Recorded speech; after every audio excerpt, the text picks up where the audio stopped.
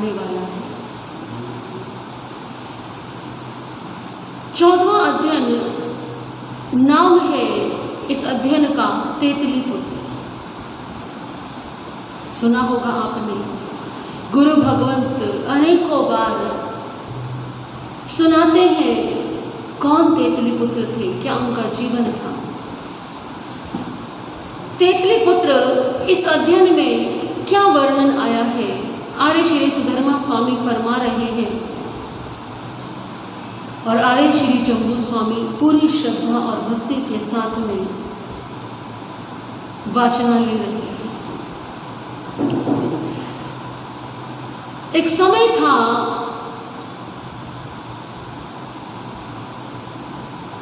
और उस समय में एक नगर था जिसका नाम था तेतलीपुर।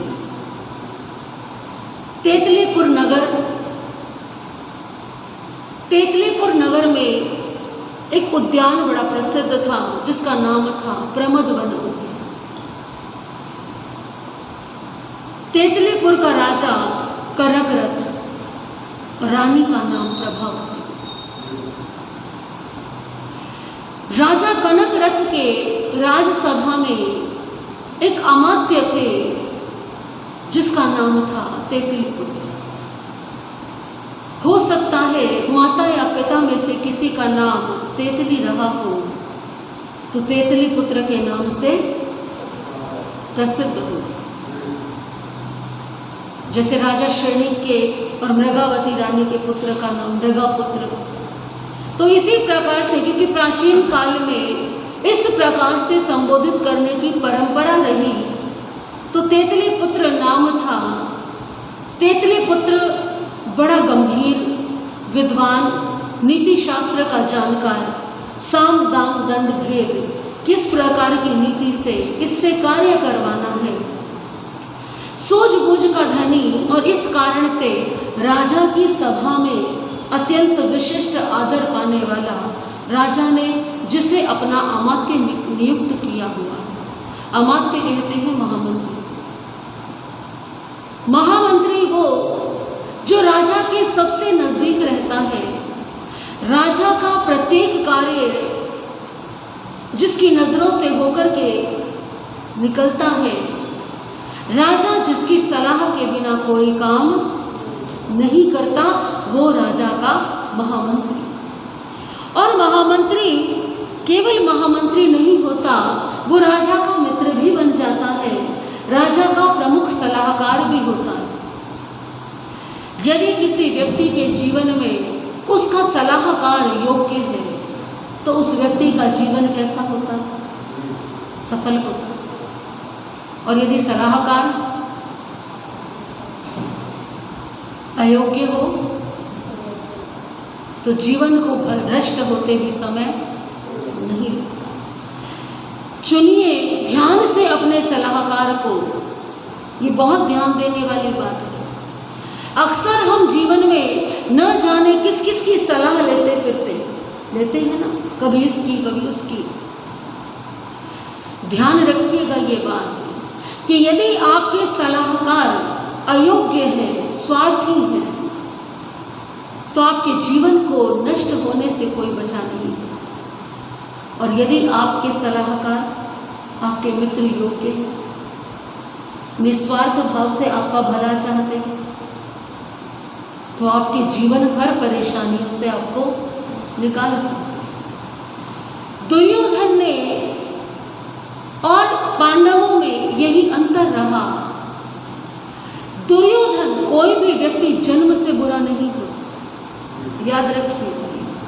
उस व्यक्ति को कैसी परिस्थिति मिली है, उसके आसपास का वातावरण कैसा है, उसके आसपास के लोग कैसे हैं, उसने किन मित्रों का चुनाव किया है, उसने किन मित्रों का चयन किया है अपने जीवन में, किन लोगों की सलाह मानी है अपने जीवन में, ये महत्वपूर्ण है। दुर्योधन को साथ मिला मामा शकुनी का, और आप सभी जानते हैं कि शकुनी का तो उद्देश्य ही था कि कुरु वंश का नाश करना। किसी और को तो अपने वश में किया सकता, क्योंकि सब बड़े हैं, अपनी अपनी बुद्धि है, बुद्धि का स्वतंत्र विकास हो चुका है। लेकिन सबसे सरल होता है किसी बालक की बुद्धि को बदलना। तो शकुनी ने क्या किया? दुर्योधन के साथ रहना। कौरवों को जो सलाह दी हर मामले पर, हर बात पर, वो किसने दी? कौरवों को लगता था कि शकुनी मामा से अधिक हितैषी हमारा और कोई, क्योंकि शकुनी क्या कहता था कि तुम्हें राजगद्दी मिलनी चाहिए। शकुनी ने कभी ये नहीं समझाया कि राजगद्दी के योग्य कैसे बनना। कोई वस्तु हमें चाहिए, ये अलग बात है, और हम उसके योग्य हैं या नहीं। हम बहुत कुछ सोच सकते हैं। कोई व्यक्ति सोच सकता है कि मैं प्रधानमंत्री क्यों नहीं बन जाता, लेकिन प्रधानमंत्री बनने के लिए योग्यता भी, प्रत्येक व्यक्ति को इच्छा होती है, लालसा होती है, मुझे ये भी मिल जाए, मुझे वो भी मिल जाए। लेकिन केवल इच्छा होने से काम नहीं होता। शकुनी ने कभी दुर्योधन को, कभी कौरवों को यह नहीं समझाया कि तुम इस सिंहासन के योग्य कैसे बनो। केवल एक ही बात समझाई, इस सिंहासन पर तुम्हारा अधिकार है। इस अधिकार को पाना तुम्हारा काम है। अब अधिकार को पाने के लिए दुर्योधन ने सारे उल्टे सीधे काम कर लिए। और दूसरी ओर यदि पांडवों के जीवन पर दृष्टि डालें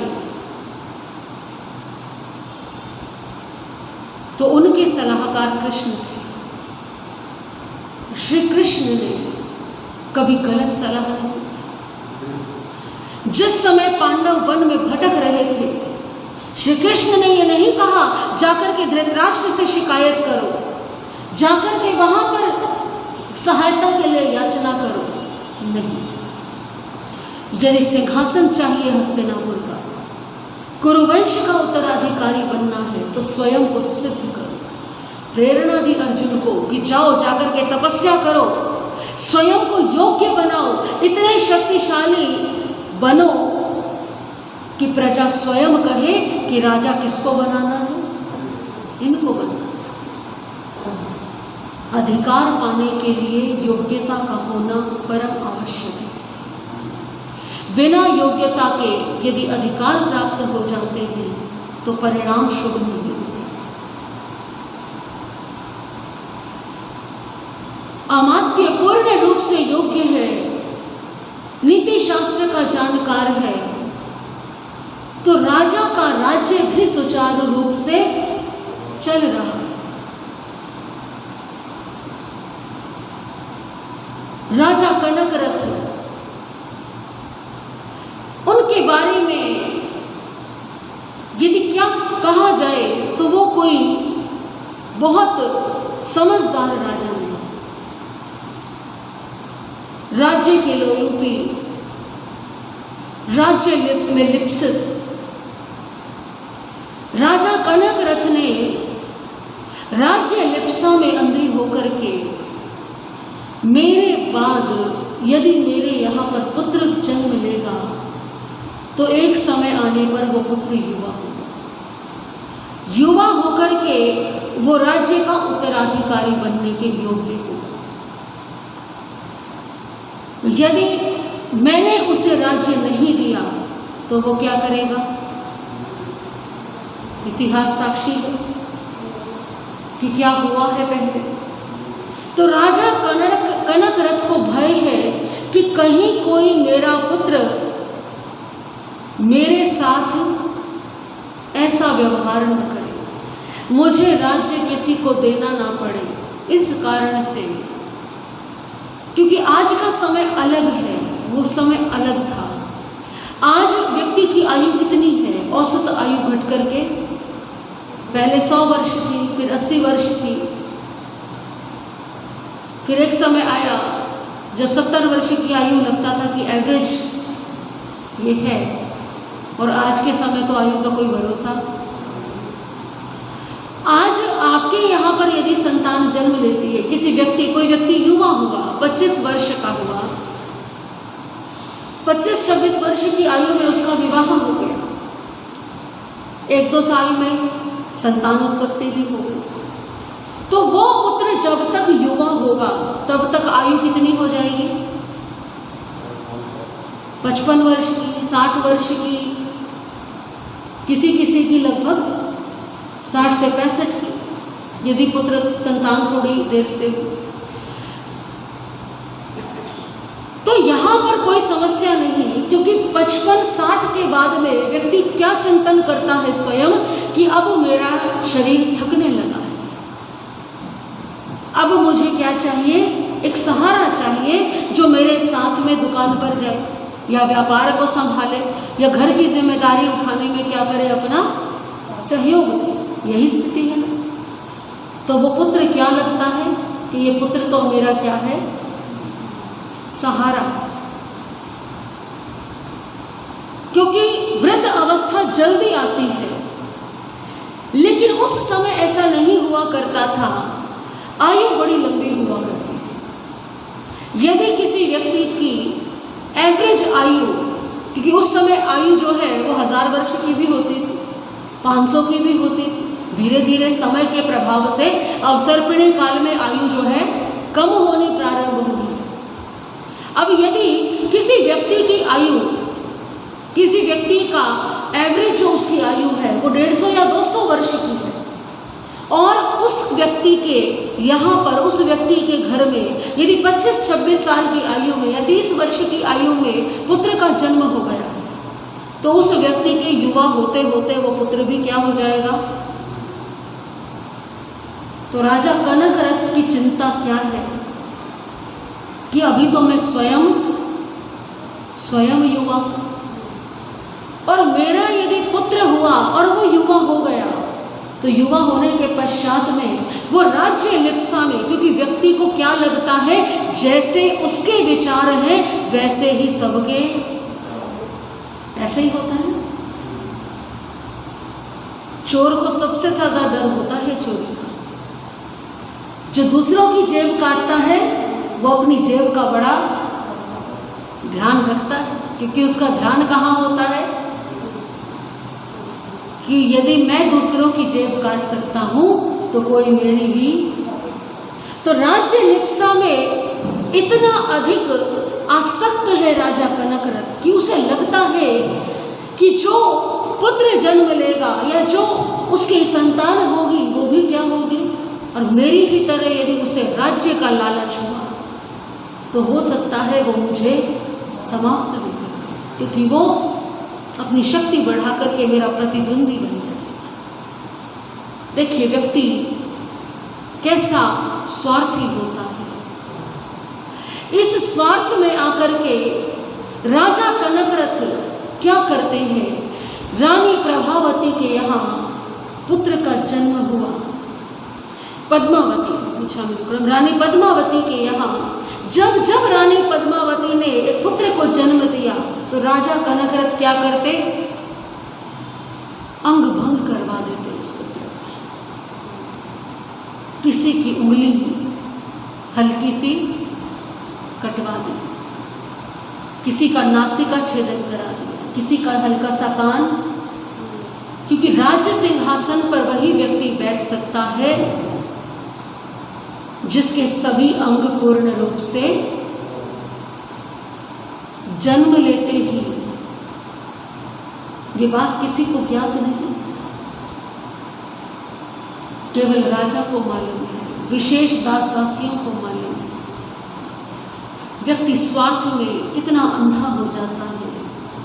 जिस संतान के प्रति माता पिता की आसक्ति होती है, मोह होता है, जिस संतान को यदि जरा सा कष्ट आ जाए तो माता पिता का हृदय बैठ जाता है। कनकरथ राजा उस राज्य के स्वार्थ में अपनी उसी संतान के प्रति इतना निष्ठुर हो गया, राज्य सुख से वंचित करने के लिए कोई मेरा प्रतिद्वंदी ना बने, कोई मेरा शत्रु ना बने, जितने भी पुत्र हुए सभी के साथ कुछ न कुछ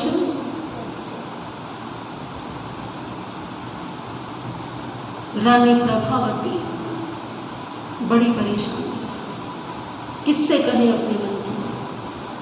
समय बीत रहा था, रानी पद्मावती चिंतन करती है कि किसी ना किसी को तो ये बात कहनी पड़ेगी। मेरे सभी पुत्रों के साथ ऐसा व्यवहार किया, उनका कोई दोष नहीं था। उन्होंने चयन नहीं किया है कि वो राजकुल में जन्म लेंगे। ये उनका चयन नहीं है कि वो किसके पुत्र बनेंगे। राजघराने में जन्म लिया है मेरे पुत्रों ने, परंतु सभी का अंग भंग और जीवन का तो कोई भरोसा। क्या राजा कनकरथ अमर है? क्या वो सदा राज सिंहासन पर विराजमान रहेंगे? यदि किसी दिन राजा कनकरथ का आयुष्य पूर्ण हो गया तो राज सिंहासन खाली हो जाएगा। लेकिन राजा कनकरथ ये चिंतन नहीं कर रहे। ये सारी घटनाएं एक और चल रही हैं राज्य में। इधर जो तेतली पुत्र हैं, जो राजा कनकरथ के प्रमुख अमात्य हैं, उन्हें इस बात का बिल्कुल ज्ञान नहीं, अनभिज्ञ है इस बात से। राज्य के लोग तो ये सोच करके बैठे हैं कि पता नहीं हमारे कैसे ऐसे अशुभ कर्मों के उदय हैं कि जो भी राजकुमार जन्म लेता है वो हीन अंग वाला होता है, उसका कोई ना कोई अंग क्या होता है। लेकिन ये नहीं मालूम कि ये सब करने वाला कौन है? राजा है। दूसरी ओर तेतली पुत्र एक दिन जा रहे थे कहीं, उसी राज्य के अंदर एक स्वर्णकार रहता था जिसका नाम था मूषिकारदार। वो सुनार, धनी, संपन्न, उसकी पत्नी का नाम भद्रा। उस स्वर्णकार के यहाँ पर एक पुत्री थी जिसका नाम था पोटिला। युवा वो पुत्री एक समय अपने भवन की छत पर अपनी सखियों के साथ खेल रही थी। संयोग से अमात्य तेतली पुत्र का उधर से गुजरना हुआ। देखा तेतली पुत्र ने किसको? पोटिला।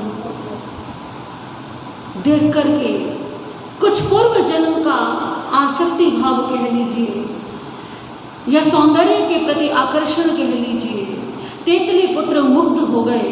अभी तक अविवाहित थे तेतली पुत्र। मन में विचार आया, ऐसी कन्या के साथ तो मुझे मेरा विवाह हो जाए। पता किया ये घर किसका है। अपने निवास पर गए, ऐसे व्यक्तियों को बुलाया जो तेतली पुत्र के, अमात्य तेतली पुत्र के व्यक्तिगत कार्य करते थे। उन व्यक्तियों को बुलाया, उन्हें निर्देश दिया कि अमुक स्वर्णकार है, उनके घर पर उपहार लेकर के जाओ और उनसे निवेदन करना कि आपकी जो पुत्री है, यदि आपको लगता हो कि हमारे राज्य के अमात्य तेतली पुत्र आपकी पुत्री के योग्य है, तो आप अपनी पुत्री का विवाह अमात्य तेतली पुत्र से कर दीजिए।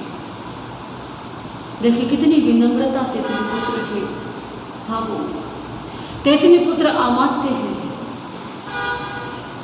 उस स्वर्णकार की आर्थिक स्थिति से कई गुना अधिक संपन्न है।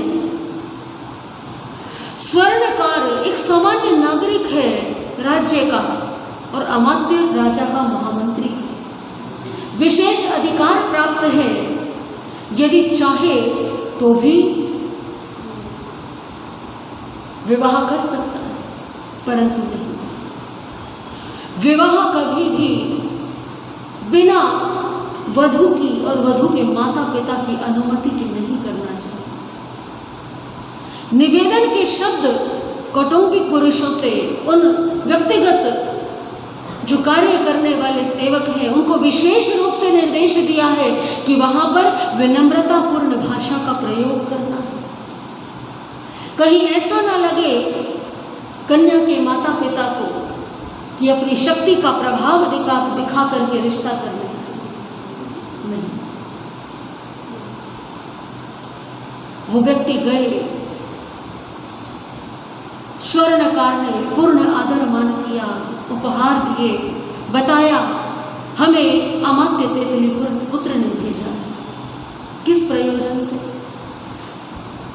बताया हमारे अमात्य युवा है, अभी अविवाहित है, उनकी ऐसी इच्छा है, यदि आपको हमारे अमात्य अपनी पुत्री के योग्य प्रतीत होते हो तो आप विवाह की अनुमति दीजिए। और यदि आपके मन में कोई अन्य भाव है, क्योंकि हो सकता है कि कन्या के पिता ने उसका संबंध कहीं तय, हो सकता है संबंध पहले से कहीं तय हो सकता है कि कन्या का वाग्दान हो चुका हो। इस कारण से स्वर्णकार को जब ये सुना स्वर्णकार ने कि हो इतनी विनम्रता अमात्य के शब्दों में, ऐसा व्यक्ति जो संपन्नता की दृष्टि से भी मेरी पुत्री के योग्य है, क्योंकि हर पिता क्या चाहता है कि मेरी पुत्री जिस घर में जाए वहां उसे कोई कष्ट ना, कष्ट उसे पिता के घर में भी नहीं, लेकिन पिता की इच्छा होती है कि मेरी पुत्री जहां जाए संपन्नता हो, वो सुखी रहे, परिवार अच्छा हो, और जो जिस लड़के से उसका विवाह हो रहा है वो योग्य हो। स्वर्णकार ने देखा इतने अधिकार, इतनी शक्ति, इतनी संपन्नता होने के पश्चात भी कितनी विनम्रतापूर्ण शब्दों से विवाह का प्रस्ताव भेजा। प्रसन्न हुए स्वर्णकार और खुशी खुशी अपनी पुत्री का विवाह तेतली पुत्र से कर दिया। समय बीतने लगा, तेतली पुत्र अत्यंत प्रसन्न है, जीवन सुचारू रूप से चल रहा है। एक समय आया, क्योंकि प्रत्येक व्यक्ति के जीवन में समान घटनाएं घटित नहीं होती। इस संसार का तो नियम ही है, एक व्यक्ति के जीवन में प्रसन्नता है तो दूसरे व्यक्ति के जीवन में दुखों का सागर है। सब प्रसन्न हैं, सबका जीवन सुचारू रूप से चल रहा है, परंतु रानी पद्मावती के हृदय को चैन नहीं। कैसे हो? जिस माता के पुत्रों को जन्म लेते ही अपंग कर दिया जाता हो, वो माता बना कैसे शांत हो सकती? चिंतन किया रानी पद्मावती ने, किससे ये बात करूं, कौन ऐसा व्यक्ति हो? बहुत सोच विचार के पश्चात गुप्त रूप से संदेश भिजवाया अमात्य तेतली पुत्र, क्योंकि रानी पद्मावती को लगा तेतली पुत्र अमात्य के अतिरिक्त और कोई व्यक्ति नहीं है जो इस समस्या का निदान कर सके। क्योंकि यदि कोई राजा का वफादार होगा तो रानी पद्मावती की बात कहाँ जाके कह देगा, और यदि स्वार्थी होगा तो ऐसी गुप्त बात यदि उसे पता लग गई तो वो उसके बदले में उसका लाभ उठाने की कोशिश करेगा। तो अपने मन की बात कहने के लिए कोई ऐसा व्यक्ति चाहिए रानी पद्मावती को जो सूझबूझ का धनी हो, गंभीर हो और राज्य का हित चाहने वाला। किसी और में इतनी गंभीरता नजर नहीं आई रानी को। तेतली पुत्र को बुलाया, तेतली पुत्र पहुंचे।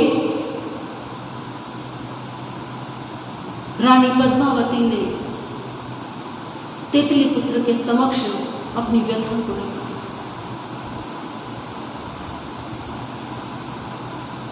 रानी पद्मावती ने कहा, आप समझदार हैं, बुद्धिमान हैं, विवेकवान हैं, यदि ऐसा ही होता रहा तो एक समय आएगा कि तेतलीपुर का राज सिंहासन रिक्त रह जाएगा और किसी भी बालक को जानबूझकर अपंग बनाना कितना घृणित कार्य है, निंदित कार्य है।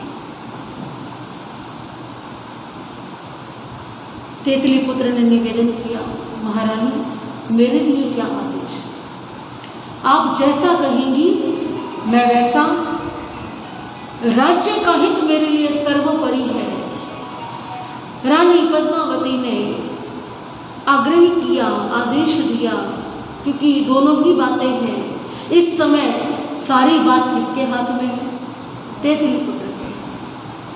तो रानी ने आग्रह भरे शब्दों में, इसे आदेश समझ लीजिए या आग्रह समझ लीजिए, तेतलीपुत्र से कहा कि मैं चाहती हूं कि अब यदि मेरे पुत्र जन्म हो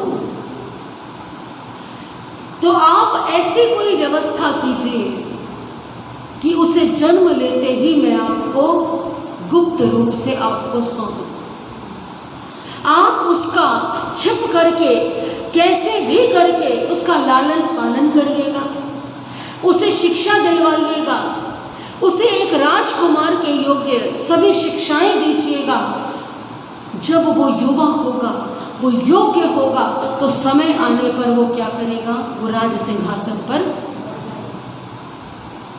क्योंकि किसी भी बालक को राज सिंहासन के योग्य बनने के लिए समय चाहिए, योग्यता चाहिए, पुरुषार्थ चाहिए, सही मार्गदर्शन। वो मार्गदर्शन कहीं और नहीं मिल सकता। तेतलीपुत्र ने वचन दिया, महारानी राज्य हित के लिए मैं ये कार्य करने को तैयार हूं। संयोग की बात देखिए, कुछ माह के पश्चात में रानी पद्मावती ने एक पुत्र को जन्म दिया और दूसरी ओर अमात्य पत्नी कोटिला ने भी एक मृत कन्या को जन्म दिया। तेतलीपुत्र ने सोचा ये तो बड़ा अच्छा अवसर है, ये कन्या पहले से ही मृत है। तो कोटिला से चर्चा की, कोटिला से वार्तालाप किया कि मैं इस मृत कन्या को ले जाकर के कहाँ दे दूं? रानी को दे दूं। कोटिला ने भी स्वीकृति दे दी। रानी पद्मावती के यहाँ जो पुत्र जन्म लिया था, राजा को समाचार देर से भेजा है। इस बार सबसे पहले रानी ने क्या किया है? गुप्त रूप से तेतलीपुत्र को बुलवा लिया। तेतलीपुत्र उस मृत कन्या को ले गए, मृत कन्या का शरीर कहाँ दे दिया? रानी को दे दिया और रानी के पुत्र को अपने घर ले गए। राजा को समाचार मिला कि इस बार मृत कन्या का जन्म।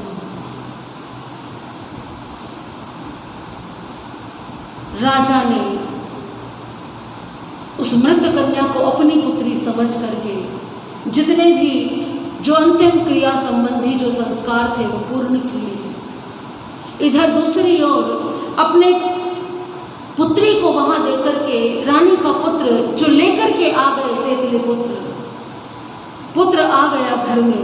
वो राजकुमार है, वो राजकुल का उत्तराधिकारी है, परंतु तेतलीपुत्र ने अपने सब परिवारजनों में, अपने पड़ोसियों में सब जगह संदेश दिलवाया कि मेरे यहाँ पर पुत्र का जन्म हुआ है। अब किसी को कोई शंका नहीं होगी किस प्रकार से तेतलीपुत्र राजा से छिप करके उसका पालन पोषण करेंगे, क्योंकि ये इतना सरल कार्य नहीं है। जब कोई बालक धीरे धीरे बड़ा होता है तो उसका चेहरा, उसकी आकृति उसके माता पिता से मिलती है। तो तेतलीपुत्र कैसे इस बात को छिपाएंगे? और राज्य हित के लिए जो इतना बड़ा जोखिम लिया है, यदि राजा को पता लग गया तो क्या होगा? आप सभी जानते हैं कि परिणाम बहुत बुरा होगा। जो राजा राज्य लिप्सा में अपने पुत्रों का अंग भंग करवा सकता है, यदि उसे ज्ञात हो जाए कि मेरे अमात्य ने ऐसा कार्य किया है, तो अमात्य के साथ तो वो क्या व्यवहार करेगा। परंतु तेतलीपुत्र राज्य हित के लिए, राज्य निष्ठा के लिए कोई भी जोखिम उठाने को तैयार है, क्योंकि तेतली पुत्र का चिंतन है कि जो सत्य है उसका साथ, उसका सहयोग होना ही चाहिए। तो आगे तेतली पुत्र के जीवन में क्या घटनाएं घटित होंगी और कैसे जीवन की दिशा आगे मोड़ लेगी, इसके विषय में जैसे वर्णन आएगा वैसे श्रवण करेंगे। आज के लिए यहीं तक ही, ध्यान करेंगे थोड़ी देर के लिए। कमर नीच गर्दन सीधी।